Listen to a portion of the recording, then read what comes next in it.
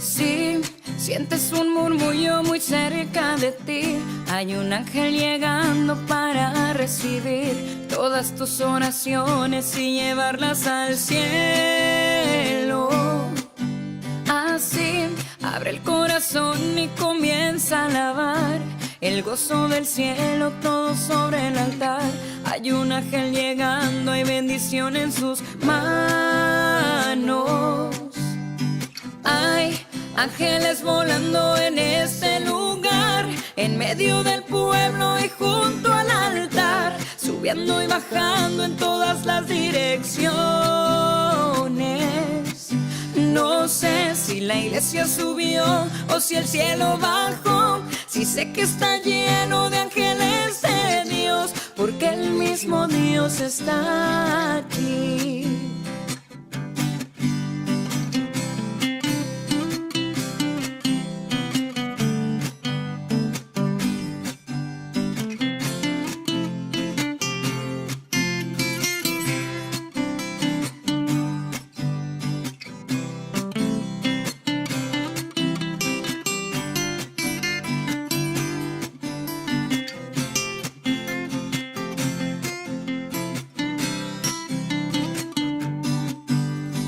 Cuando los ángeles pasan, la iglesia se alegra, ella canta, ella llora, ella ríe y congrega.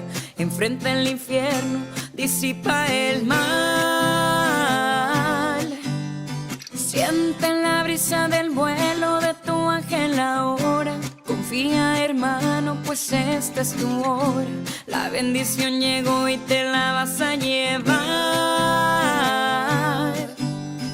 Hay ángeles volando en este lugar, en medio del pueblo y junto al altar, subiendo y bajando en todas las direcciones. No sé si la iglesia subió o si el cielo bajó, si sé que está lleno de ángeles de Dios, porque el mismo Dios está aquí.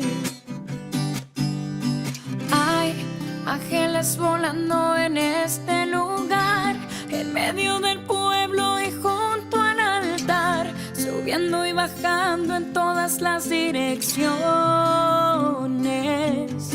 No sé si la iglesia subió o si el cielo bajó, si sé que está lleno de ángeles de Dios, porque el mismo Dios está aquí. Está aquí.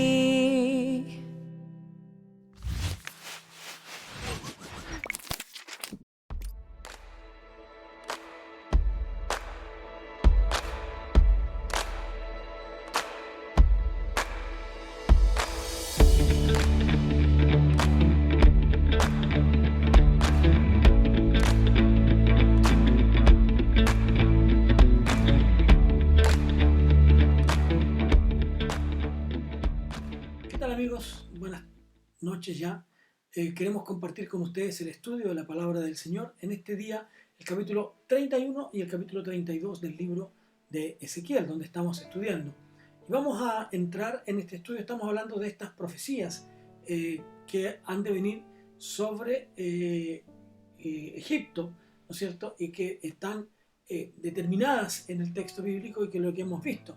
Por lo tanto, dijimos también, ¿no es cierto?, la semana pasada que estos elementos están enlazados con el hecho de fijar los tiempos en que estas profecías se cumplirían. Por eso que el profeta nos da estas indicaciones. Por ejemplo, texto 1, el capítulo 31 dice: y sucedió en el 11º año, el tercer mes, el día primero del mes, que vino mi palabra del Señor diciendo. ¿Se dan cuenta?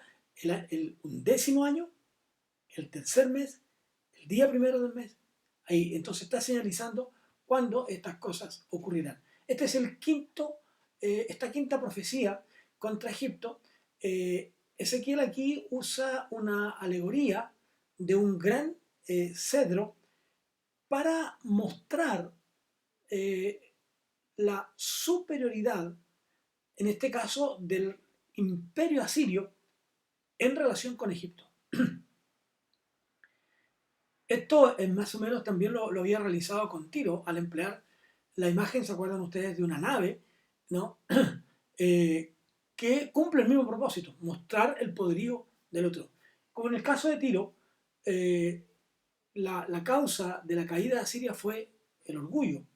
Su corazón se elevó, fue muy arriba y creyó, por lo tanto, sentirse superior. Y eso fue terminado, cortado, acabado por el imperio babilonio, que era una de las más poderosas naciones. Pero también ahora se advierte al faraón que será derribado y que morirá, que quedará entre los incircuncisos. En este mensaje, Ezequiel compara a Egipto con Asiria, llamando a Asiria un gran cedro. Los egipcios verían la caída de Asiria y la verían como un ejemplo, serían espectadores de una caída como ejemplo de lo que les iba a suceder a ellos.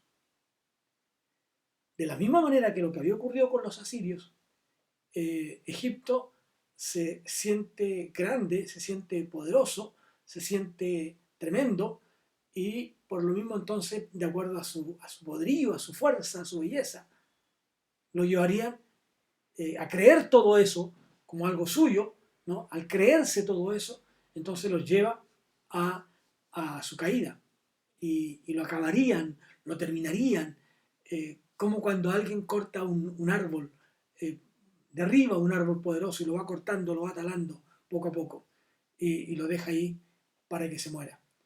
Entonces, cuando el ser humano, cuando la persona se aleja de Dios, no hay nada que permanezca, no hay nada que se mantenga, aún cuando se trate de una gran cultura o de un país militarmente poderoso. La mano de Dios, cuando el hombre, el ser humano, se aleja de Dios, por más importante que se sienta, por más importante que se crea, nunca podrá compararse con Dios. Por eso entonces que en el texto 2 nos dice que Dios le dice, hijo de hombre, di a Faraón, rey de Egipto, y a su multitud, ¿a quién te pareces en tu grandeza? ¿Puedes compararte con otros? ¿Recuerdas de alguien que se sentía de esta misma manera? Y lo lleva a eso. Y le recuerda a Siria este cedro que tenía ramas altas, hermosas, frondosas, ¿no? Y que daba una preciosa sombra. Sin embargo, cayó. Entonces, las aguas, dice, lo hicieron crecer. Las corrientes profundas lo encumbraron con sus ríos, se extendía en torno al lugar donde estaba plantado y enviaba sus corrientes a todos los árboles del campo, ¿no?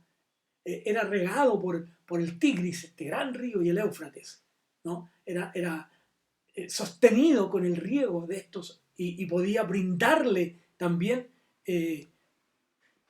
ayuda a los demás. Por eso es que la altura del cedro era mayor que la de los árboles del campo, como dice el texto 5.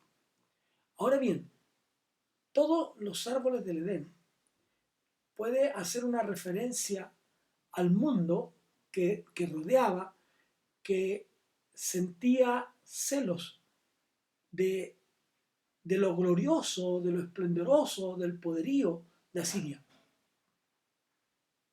Por lo tanto, el Señor dice, porque es tan de elevada estatura y ha puesto su copa entre las nubes y su corazón es altivo por su altura, lo entregaré pues en manos de un déspota de las naciones, ¿no? Como era conocido también el rey Nabucodonosor, que es muy probable que sea él a quien hace esta referencia, y que era reconocido porque se le llamaba el poderoso de las naciones, el que tenía poder para hacer las cosas. Sin embargo, ahora todo cambia y viene esta lección para Egipto.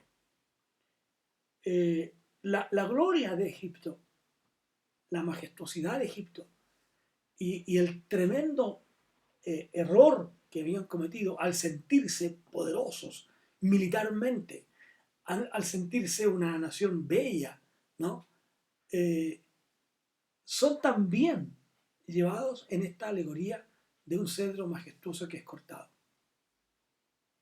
Se le dice a Ezequiel que proclame a Egipto lo siguiente: tu grandeza, tu estatura, tu belleza, tu frondosidad puede ser comparada con la de un gran cedro. Ese cedro que tenía, como dije, una gran provisión de agua y que se elevaba por encima de los demás árboles y se extendía en una gran área. Y la gente lo buscaba para protección, para refugio. No había otro que se le comparara, era envidiado por los demás. Así era Egipto, envidiado por los demás. Y estaba orgulloso de eso. Sin embargo, va a ser entregado a alguien que terminará con él. Que como el cedro fue cortado, también se puede caer y cortar a Egipto. Y aquellos que lo rodeaban, aquellos que confiaban en él, simplemente lo abandonaron. Esa es como la experiencia de vida de los seres humanos. Cuanto más confiamos en los individuos que nos rodean, cuanto más nuestra confianza la ponemos en los que están alrededor nuestro, pronto nos abandonarán. Recuerden ustedes lo que pasó incluso con el Señor Jesús. Los mismos discípulos, cuando arrestaron al Señor, lo abandonaron. Pedro lo negó 3 veces antes que el gallo cantara. Por lo tanto, esto no es nuevo. Esto ocurre aún en nuestro tiempo diariamente. Cuando alguien se siente importante y se siente que está en la cumbre, en la cúspide de algo, los que lo rodean lo vitorearán, lo proclamarán, etcétera, etcétera. Pero en un momento de caída, todos los demás se alejarán, lo abandonan. Y es peor, los demás no adquirirán su grandeza. Así es que el día de la destrucción de Egipto fue un día duro para muchos. Por lo tanto, los que lo rodearon tuvieron también un fin muy similar. Entonces, serán acabados. Y dice entonces, consideraré al cedro. Si nosotros cambiamos un poco el texto, la referencia a Siria con la de un ciprés. Un cedro en el Líbano. El cambio que hace esta alegoría, aunque en términos generales, permanece de la misma manera. Por tanto, Egipto, los más crueles pueblos, y que ocurría anteriormente, caerás en medio de los incircuncisos. Se terminará todo. Siendo que los egipcios practicaban la circuncisión y colocaban un gran énfasis en ritos apropiados de sepultura, esta predicción, esta profecía, era realmente y tremendamente aborrecible para ellos. El rey de Egipto traía a la memoria al rey de Asiria en todo su esplendor. Se le parece en su orgullo y será semejante también en su caída. El pecado acarrea su ruina. Y muchas veces, amigos, esto también ocurre en nuestro tiempo. El pecado del hombre acarrea la ruina de éste. Por lo tanto, como dice una una alabanza aquí que uno puede recordar, ¿no? Si algo de gloria me dieras, la llevaré al Calvario. Es decir, si algo de triunfo tengo, si algo de victoria tengo, la depositaré a los pies del Señor. Cuando los grandes hombres caen, muchos son los que caen con ellos. Por lo tanto, ¿dónde vas a buscar tu sombra? ¿Dónde vas a buscar tu cobijo? ¿Dónde vas a buscar tu protección? El problema de todos estos, y de Israel precisamente, es que busca su resguardo no en Dios, sino en otras naciones. Y se rodea del poderío de esas naciones, y por lo tanto, al momento de caer, esas naciones también caerán ellos. También también alcanzarán ellos la destrucción. Por lo tanto, uno diría, es mejor ser un árbol humilde, un árbol de justicia, un árbol que da fruto para gloria de Dios y que como consecuencia es también para bien de los hombres. Generalmente el impío busca su gloria y se ve como floreciente, pero pronto muere y nadie más habla de él. Entonces, busquemos la perfección en Dios. Busquemos y fijemos nuestros ojos en ese hombre perfecto y contemplemos al justo, al que busca a Dios, al que va tras Dios. Porque el fin de ese hombre es la paz. Así que dejemos en esta lección que se le da a Egipto, dejemos de buscar las cosas superfluas de la vida y busquemos al Dios Todopoderoso. En el capítulo 32 aparece este sexto mensaje. Y otra vez nos coloca los tiempos, dice el texto 1, y sucedió en el año duodécimo, el mes duodécimo, el día primero del mes. ¿No? ¿Qué viene a ser si uno lo fechara en realidad, tratar de colocarle fecha por allá por el año 585, en el mes de marzo de nuestro calendario? Y este mensaje va adquiriendo una forma de un llanto, de un lamento fúnebre. ¿Por qué? Dios va a extender sus ramas sobre Faraón y por lo tanto permitirá que las aves del cielo se alimenten de él y también las bestias del campo. Las mismas tinieblas cubrirán todo y por lo tanto Egipto quedará asolado. Esta profecía que se da en el año 585 a.C. ocurre aproximadamente 2 meses después que circulan, que llegan las noticias de la caída de Jerusalén. Ezequiel profetiza numerosos juicios sobre muchas naciones, lo hemos visto. Y uno se preguntaría entonces, ¿cuál es el propósito de estos juicios? Y diríamos que uno de los propósitos de estos juicios es demostrar que el poder del mal, que el gran poderío que aparentemente el mal tiene, siempre serán derrotados. Y que por lo tanto algún día Dios destruirá total y absolutamente el mal.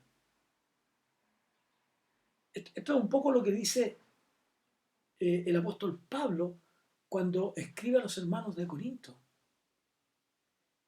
Cuando nos habla y dice, ¿dónde está, oh muerte, tu aguijón?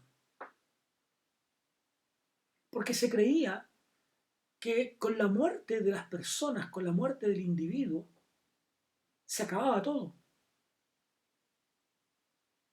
De ahí aparecen dichos como los que conocemos hoy día: comamos y bebamos, que mañana moriremos. Pasémoslo bien porque ya mañana lo sabremos, nos moriremos y se acabó. Y todo termina ahí. Y pareciera ser que muchos piensan de esa manera, todo termina ahí. Pero no es así. Sino que tenemos que entender que hay un día esplendoroso y prometido por Dios en que el mal será totalmente destruido. Ya Jesús está sentado a la diestra de Dios Padre. A la diestra de Dios Padre. Así es que tengamos cuidado. Pero también estas profecías sirven como una señal, como una advertencia para decirle al mundo que solo Dios es soberano, que solo Dios es todopoderoso y que no importa el poderío de los gobernantes del mundo, como Faraón incluso, simplemente caerán ante Dios. Como escribe el apóstol Pablo cuando nos dice que ante Él se doblará toda rodilla de los que están en los cielos, en la tierra y debajo de la tierra. Todos se inclinarán delante de Él. Por lo tanto, ante Dios, amigos, todos tenemos una responsabilidad. Y aquí viene entonces lo que nos señala el capítulo 32, el texto 2, que quiero leerlo en Reina Valera, y que dice lo siguiente: Hijo de hombre, levanta endechas sobre Faraón, rey de Egipto. Estas endechas son estos llantos, estos lamentos, estas elegías que hablábamos hace algunas semanas, ¿no?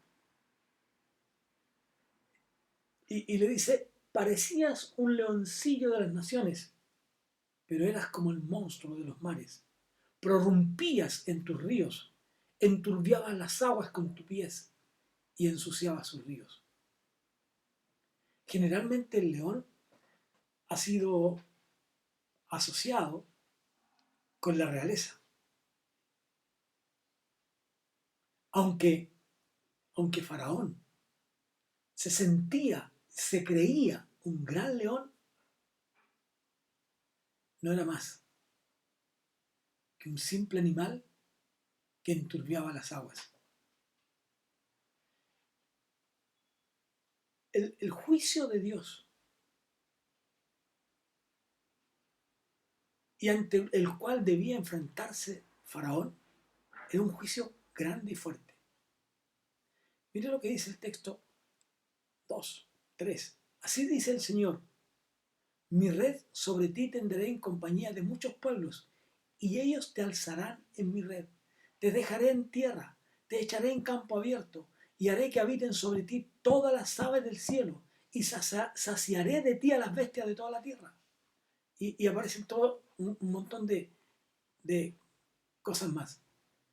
Entonces, en este oráculo, en este mensaje, en esta profecía, ¿no?, que nosotros encontramos aquí, en este sexto oráculo, está esta sentencia sobre Egipto. Esta sentencia.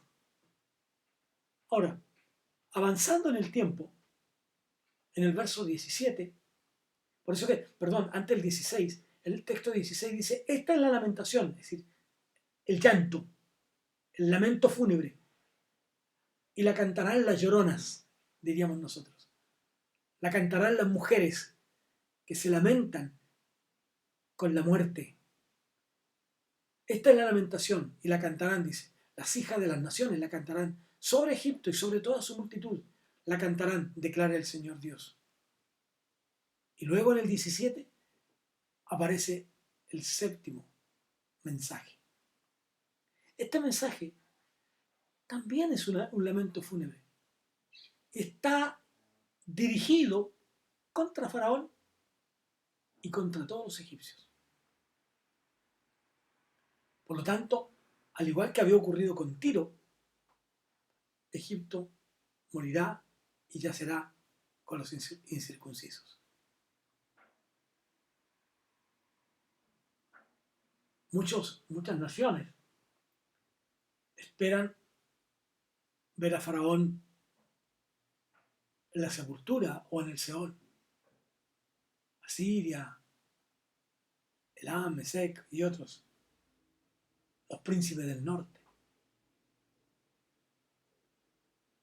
Entonces, este lenguaje poético, el lenguaje poético de este mensaje, tiene este carácter simbólico.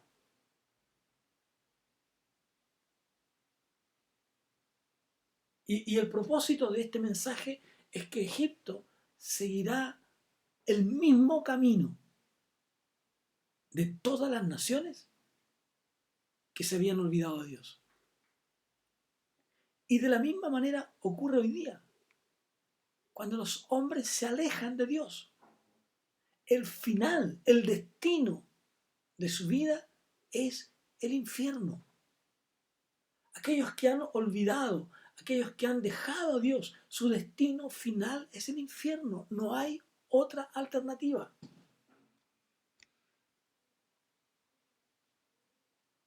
El texto 18 dice: hijo de hombre, lamentate por la multitud de Egipto, hazla descender a ella y a las hijas de las naciones poderosas, a las profundidades de la tierra con los que descienden a la fosa.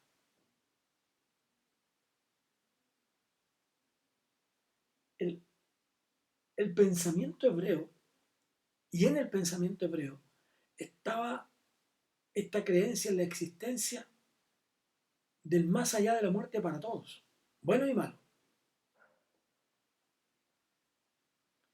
En este mensaje de Ezequiel se siente el hecho de que las naciones malvadas ya fueron enviadas allí. Y a ese mismo lugar, Egipto también sería enviado. Aquí no podemos hacer una doctrina de esto.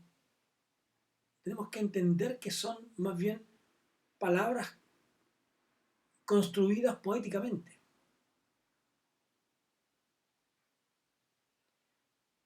Las pirámides, por ejemplo, fueron construidas con el propósito de asegurar que Faraón estuviera cómodo en el más allá. Porque a ellos les inquietaba, les preocupaba el más allá.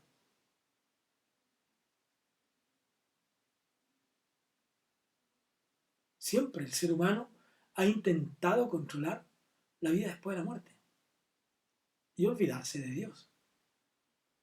Y olvidarse de Dios es una necedad.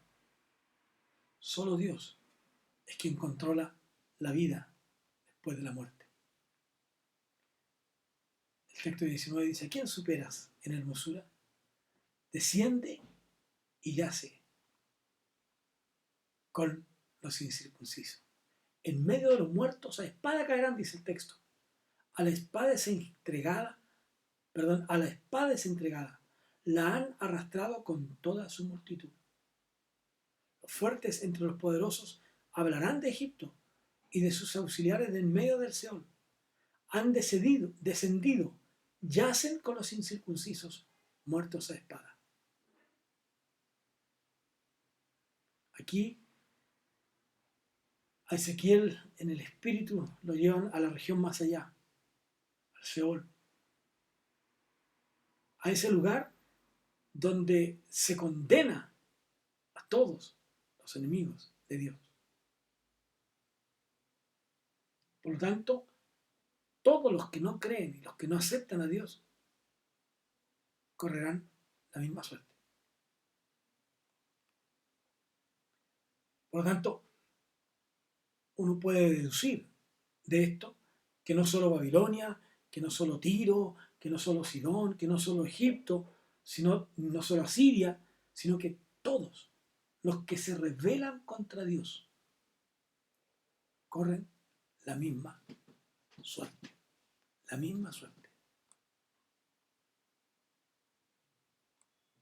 Vamos a avanzar un poco más.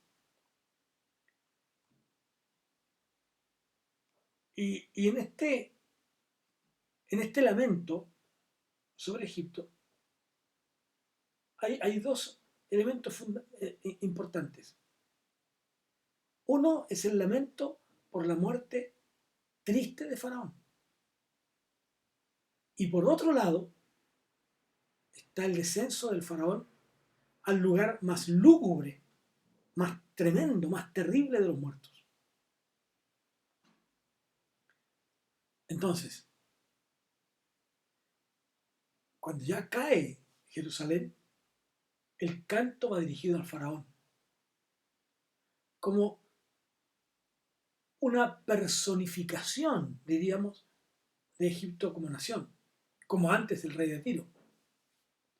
Y aquí el profeta canta de una manera irónica sobre la supuesta, ¿no?, omnipotencia de Egipto, que había sido considerado como un león. Todos caerán.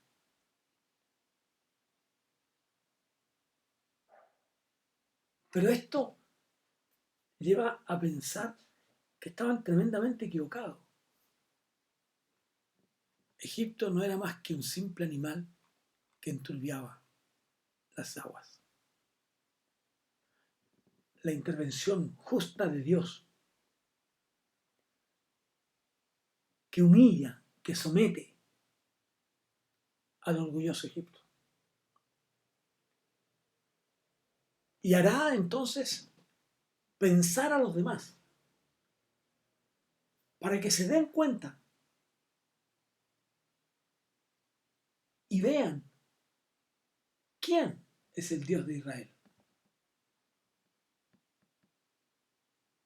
Para que se den cuenta y reconozcan que hay un solo Dios y que los demás se inclinarán ante el Dios de los cielos.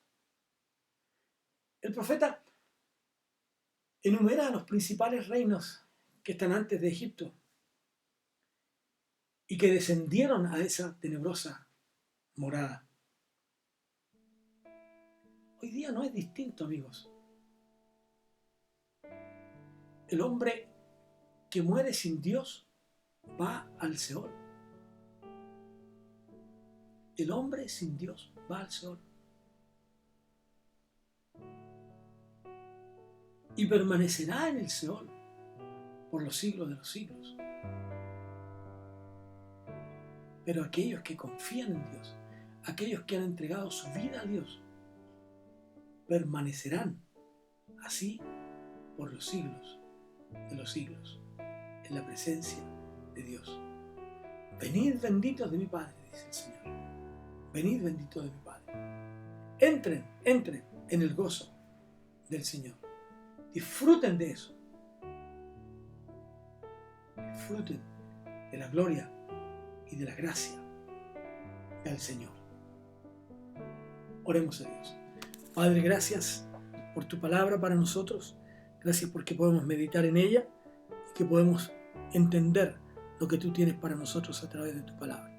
Te adoramos y te bendecimos, Señor, en el nombre de Jesús. Amén. Nos encontramos la próxima semana en un nuevo estudio de la palabra de Dios. Que Dios les bendiga.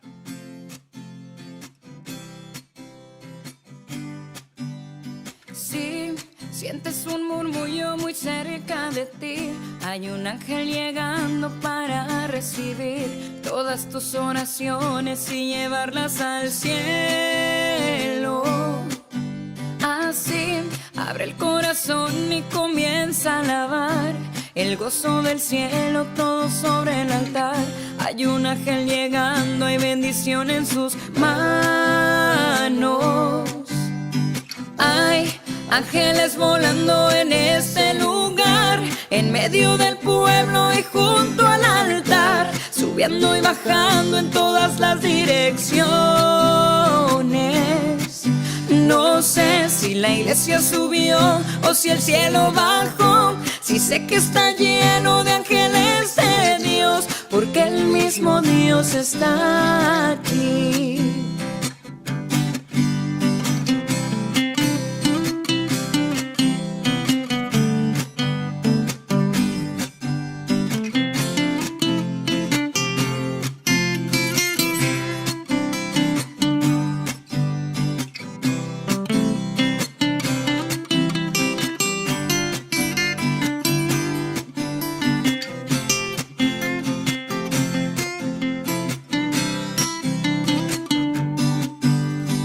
Cuando los ángeles pasan, la iglesia se alegra, ella canta, ella llora, ella ríe y congrega.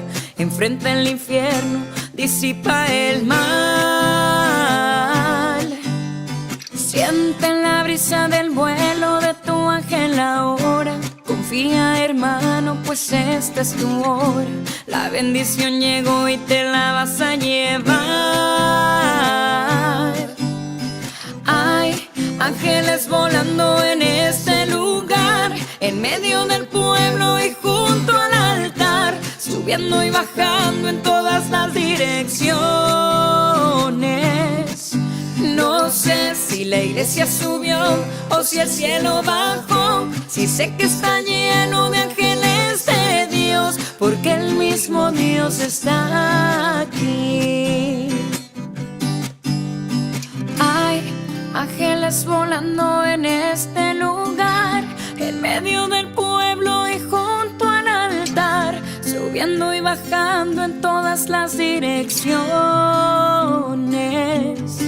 No sé si la iglesia subió o si el cielo bajó, si sé que está lleno de ángeles de Dios, porque el mismo Dios está aquí. Está aquí.